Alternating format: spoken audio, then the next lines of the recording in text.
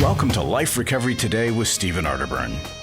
In the next half hour, you'll obtain insights and tools to transform your life using the biblical principles found in the 12-step program.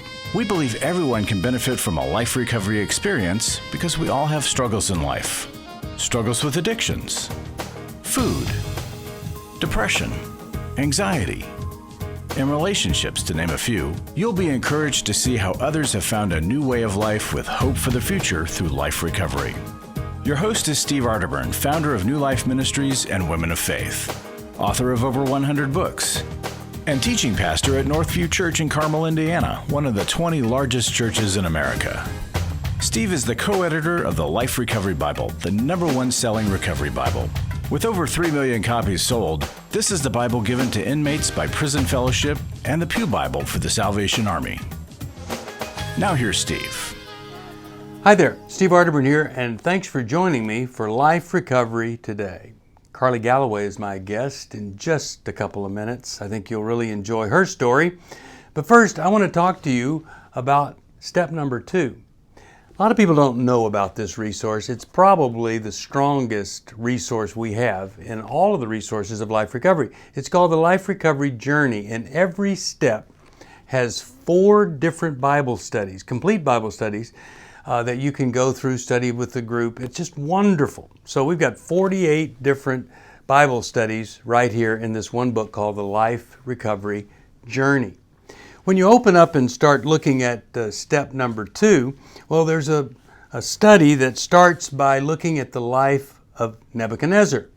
Nebuchadnezzar was restored to sanity by God. In fact, it says in Daniel 4:34, "After this time had passed, I, Nebuchadnezzar, looked up to heaven.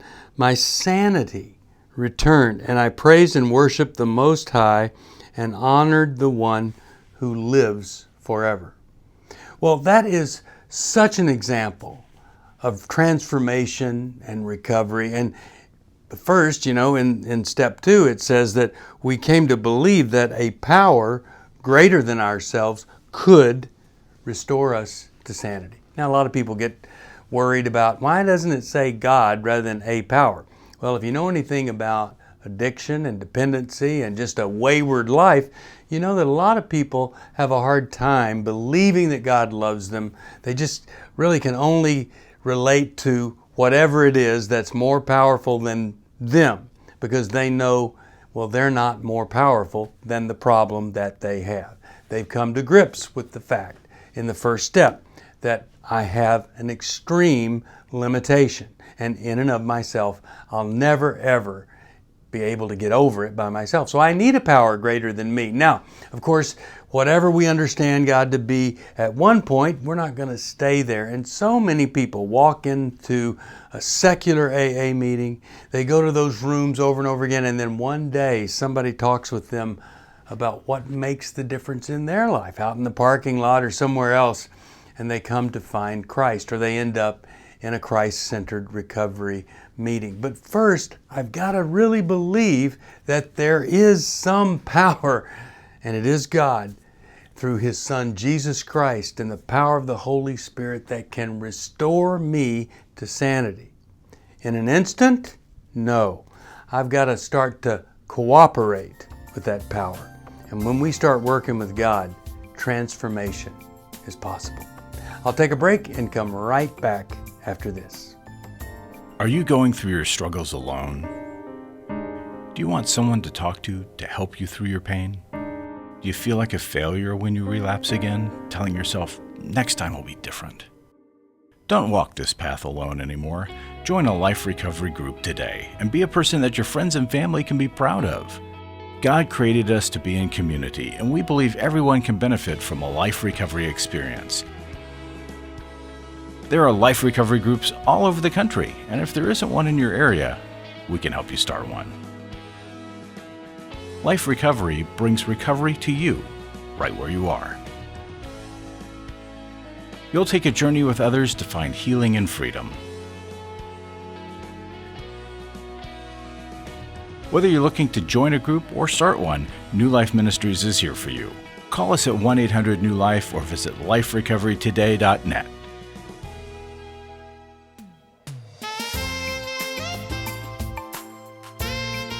Welcome back to Life Recovery Today. Steve Arterburn here. Our guest today, Carley Galloway. Carley is 35 years old. Now, why do we give the age of a wonderful woman? Well, because 20 of the 35 have been a pretty tough struggle with addiction. And yet, that struggle has led her to be what I love to see, a life recovery group leader. And so she's helping other folks. And once you start helping other people, well, you just can't get over it. But I'm really delighted to talk with a mom, a leader, a person who's done whatever it takes to deal with the rough side of life, Carley Galloway. Carley, thanks for joining me today. Yeah, happy to be here today. So, 20 years in dealing with addiction and that struggle. Well, how did it all start? I mean, you were very, very young. Yeah, Stephen, actually, it goes back to my early childhood. My parents were both addicts. They struggled with drugs and alcohol. They've both left, they've both lost their battles now, but I have great peace knowing that they are in a better life, in a better place. So yeah, after my parents split up, I think I was about 8 years old. I left with my mom. My other and older siblings all had stayed with my dad. My mom lived a very fast lifestyle. She had a ton of boyfriends and people that you would probably not want around your little girl. When I was 11 when my stepdad started, or the man I considered my stepdad, started to sexually abuse me. And that kind of, I think, led me to seek out comfort in other places. So at the very young age of 12, I started smoking pot and doing other things as time went on. Now, Carley, what year was that you started smoking pot? When would that have been? When you were 12? It would have had to be 2001. Okay. 2001. Where did you get it? How did you come across it and use it? Sure. I stole it from one of my parents, Okay. or would find it from older friends and people that I hung out with in circles that, were up to no good. And how long did the abuse by your stepfather last? Sadly, about 6 months. And I had confronted my mom at one point, and this was when she was really in the throes of her addiction. And she wasn't really able to console me or do anything about it. She told me that was his way of showing love and that I kind of just needed to cope with it. Oh my goodness. I hate those stories. And I like for people to tell this part of it because there's some people that are involved in abusive relationships. But how did that abuse impact you over the years to come in your mind? What did that do to you? It definitely put up a fear of men, a fear of relationships, a fear of trusting anybody. Well, I think that so many of the abusers, just for this momentary experience, I think they absolutely don't care or don't understand the devastation that they're causing. And then here you had a mother that wasn't willing to do anything about it. So how bad did the problem get with alcohol and drugs when it was at its worst stage? How old were you and what was going on there when it became really bad? Okay, so let's fast forward then to when I was about 21. Okay. I was highly addicted to hydrocodone. I felt like I had a lot of control in my life at that point because things that I deemed successful, I had a good job, I had a good car, things that I thought, meant I was doing the right thing. Until I got my first DWI when I was 21. From there, I was put on probation, and I could not stay on probation because I couldn't pass a drug test. and ended up getting some more charges, which landed me in state jail for 8 months. 8 months, wow. And were there drugs there, or was it were they able to keep it free of drugs? That time there was no drugs or anything there, and it was a good time for me to really clear my head. And I when I got out, I kind of had a plan that I wasn't going to go back to that lifestyle, and that did not happen. And the sad thing is within probably about a year and a half, I had landed back into state jail for 10 months this time. Wow. You know, so often ill-informed parents will do everything they can to keep a child out of jail or a young adult out of jail. And like you said, well, it helped you clear your head. I mean, you did go a while without drugs. Sometimes it's absolutely the safest and the best place. So you went back in, did another 10 months. What happened when you got out that time? Well, first let me tell you about what happened while I was in there. Okay.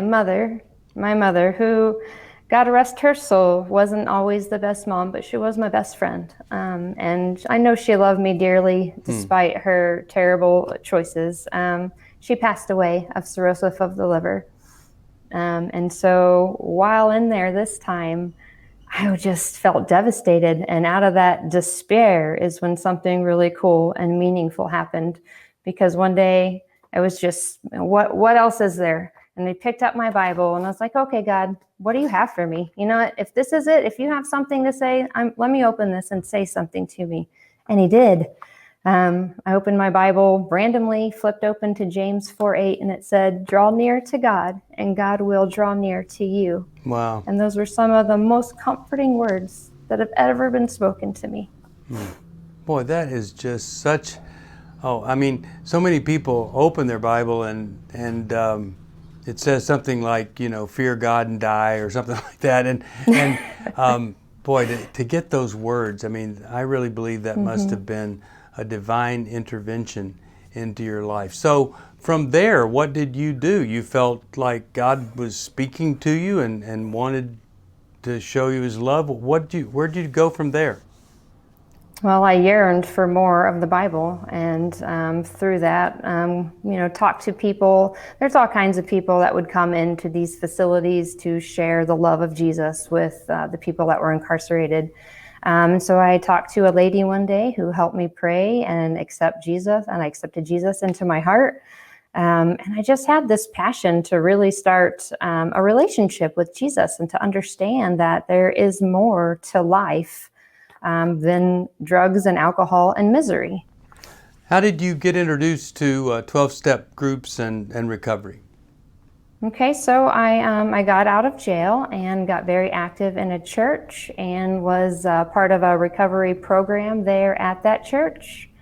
And I can honestly say that I wanted to be there, and it was a very authentic desire, but my heart wasn't fully there. Right. And unfortunately, I was kind of led back astray and away from the church for a while and away from recovery for a while. And you know, what I love about your story is that it's very typical of other stories, not in some ways, but it's typical from this.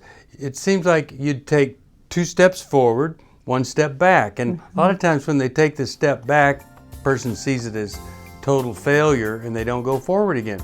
But you did. We'll take a break. We'll come back and hear more of this story from Carley. It's hard to find a trusted friend when you're in crisis. Someone who's been there and understands, but who also has the training and skill to give you practical help. Family, friends, and churches want to help, but often they're not equipped to care for those dealing with problems like addiction and pornography, infidelity, anger, depression.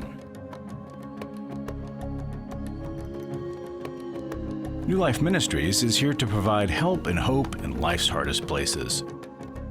We're not focused on making people feel better. We're focused on helping people do the work that will help them be better. At New Life, we have resources available to help you, like books, DVDs, CDs, workshops, and our network of licensed counselors.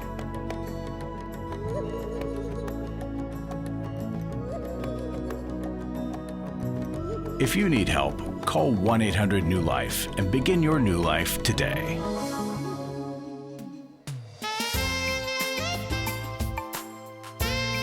Welcome back to Life Recovery Today. We're talking with Carley Galloway.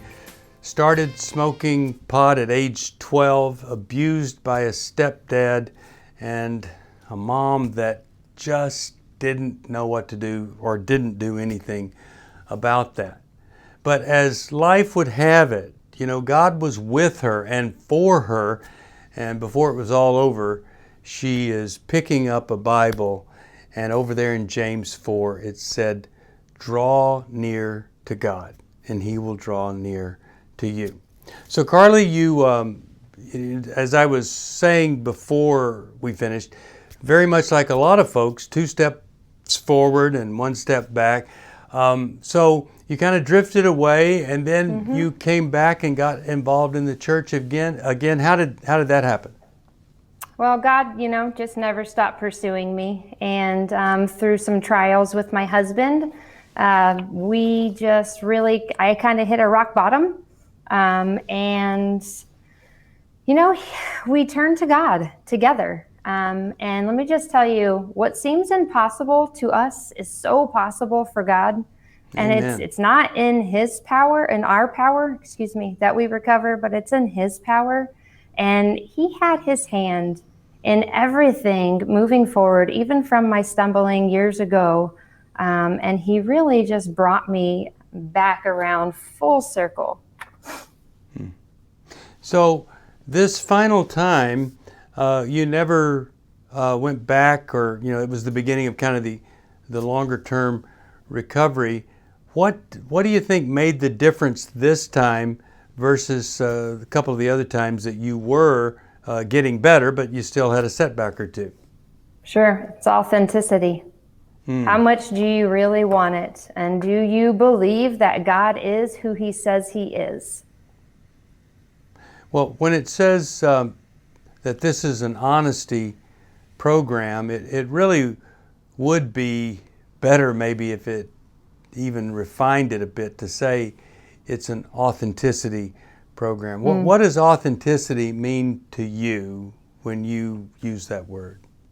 Well, definitely being honest and, just I think it's just getting all of the junk and all of the hurt and all of the lies that we stuff down into our heart. You get it all out, and you take it out of the darkness and you bring it into the light. And that's where God does the most transforming work, is when you're able to just really bring all that ugliness into the light.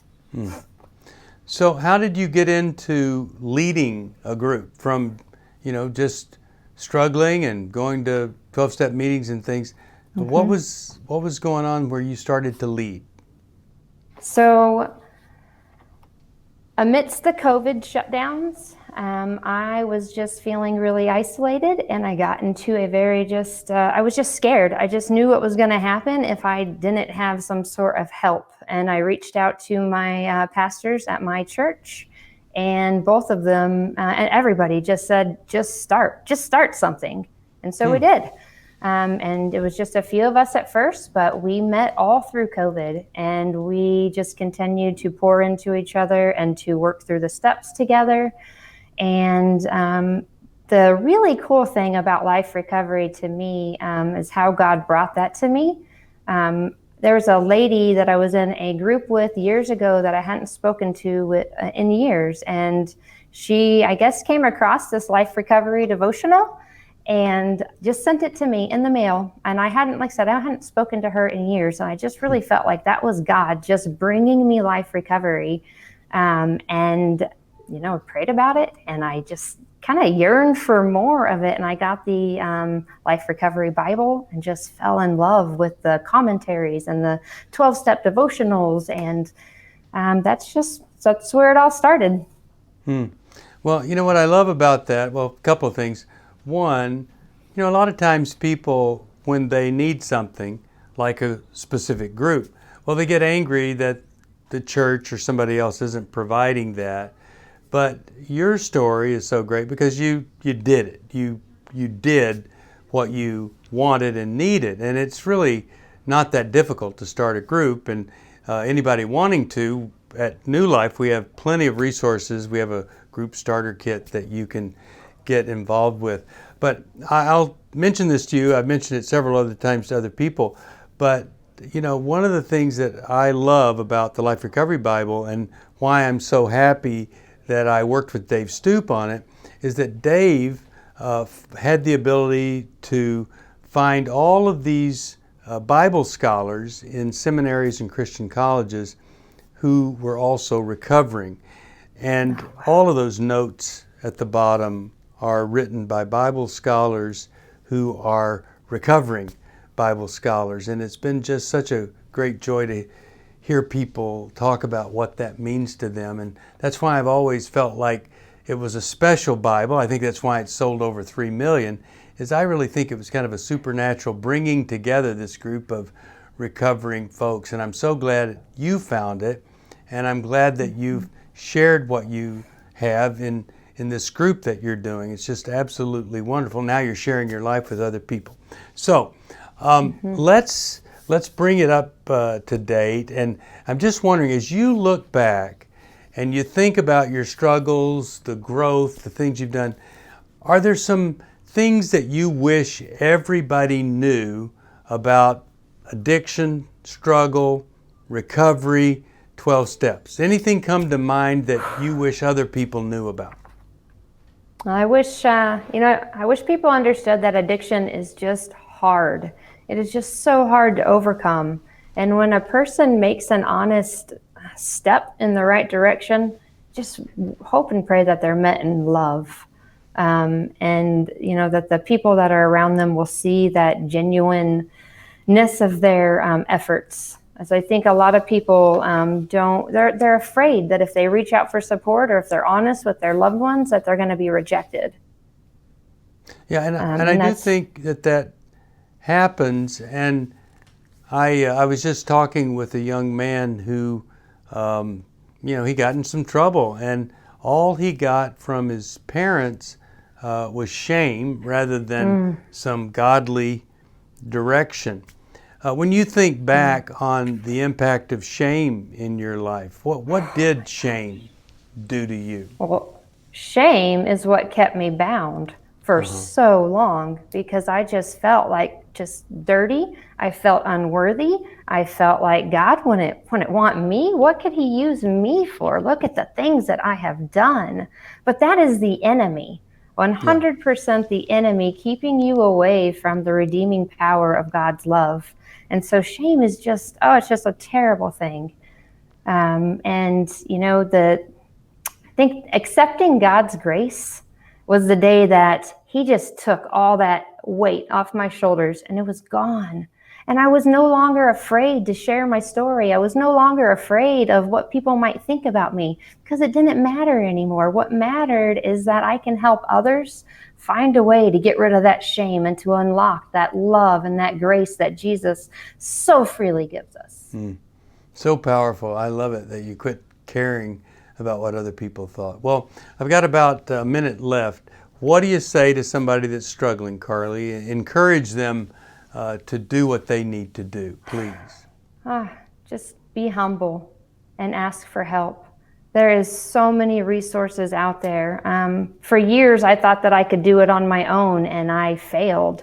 It was not until that I really reached out for help and desired to have that really real relationship with Jesus did I start to understand what true recovery was. And so just reach out for help. Reach out to a support system, a counselor, a pastor at your church, just anybody, and just start. Just start with honesty and watch how God is going to use that to bring so many good fruits to your life. Well, Carley, I can't thank you enough for coming and sharing your story. And it really does show, it's such a great example that God will draw to us if we will just seek him and draw close to him. He'll respond. And I just encourage you to keep up the great work and helping other people. It really matters. And I'm grateful for your life and what God's going to do with it the next 60 years or so. And if we can ever help you, we would love to. And as for the rest, if we can ever help you, you can call 1-800-NEW life and get one of those Life Recovery Bibles or that workbook that Carley was talking about. I'll take a break and I'll come right back after this. Life recovery isn't just about making the courageous choice to give up an addiction or dependency. It's a journey towards health, wholeness, and becoming your very best you. If you need resources to help you in your journey, we can help. There are many life recovery resources that you can do on your own, with a group, or with your church.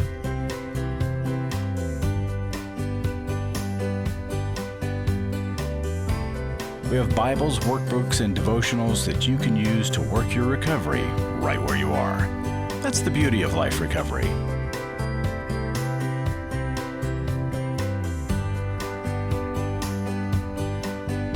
To learn more or to get the Life Recovery Bible or any other life recovery resource, visit liferecoverytoday.net or call us at 1-800-NEW-LIFE.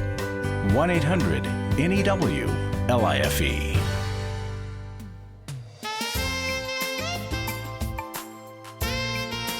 You know, I just love Carley's story because, man, what a life of turmoil and being abused and a mom that's not going to step in.